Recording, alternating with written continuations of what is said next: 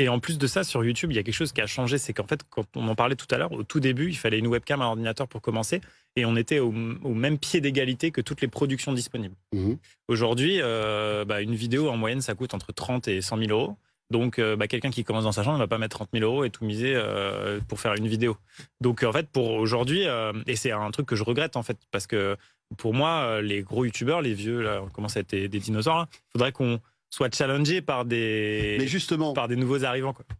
admettons qu'il y ait des jeunes qui Je demande que ça. 13 ans, 15 ans de moins que Ah. toi et qui se retrouvent à la même période que quand tu as débuté sur YouTube. Ouais. Quels sont les conseils que tu pourrais leur donner?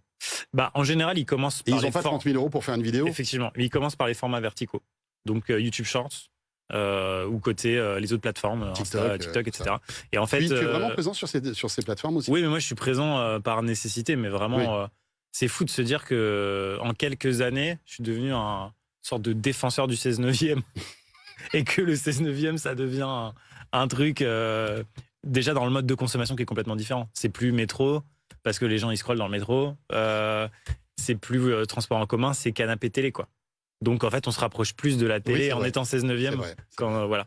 Donc je le fais parce qu'il faut avoir une présence et que j'ai pas trop le choix.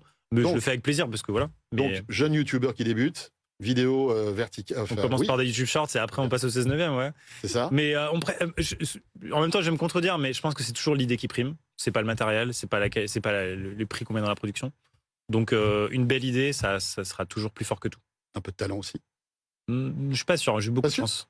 Bah beaucoup de chance. Bah ouais, non, mais je suis né au bon moment, dans une famille remplie d'amour et mais ça ça, la liste est longue. bon, voilà, je te souhaite d'atteindre tes 10 millions d'abonnés, mais tu penses que c'est simplement par la chance qu'on peut avoir 10 millions d'abonnés? Sincèrement. Après, en fait, le truc, c'est tout à ton honneur d'être plutôt dans l'humilité, mais c'est. J'ai persévéré, mais en fait, la persévérance, elle était un peu. Oui, il faut persévérer pour y arriver. Mais le problème, c'est que quand on aime ce qu'on fait, en fait, la persévérance, elle a un coût tout à fait relatif. Parce que quand on entend le mot persévérance, on se dit faut creuser au fond de la mine. Et j'ai pas eu l'impression de creuser au fond de la mine. Parce qu'en fait, je pense qu'il faut être passionné. En fait, c'est ça le vrai truc. Plus que talentueux, ou je sais pas, faut être passionné. Et du coup, normalement, quand on est passionné au bon moment, au bon endroit, ça marche. Mais il y a du coup une grosse part de chance. Je serais né 5 ans plus tôt, 5 ans plus tard, peut-être que j'aurais fait autre chose. Le destin aurait été peut-être différent. Mais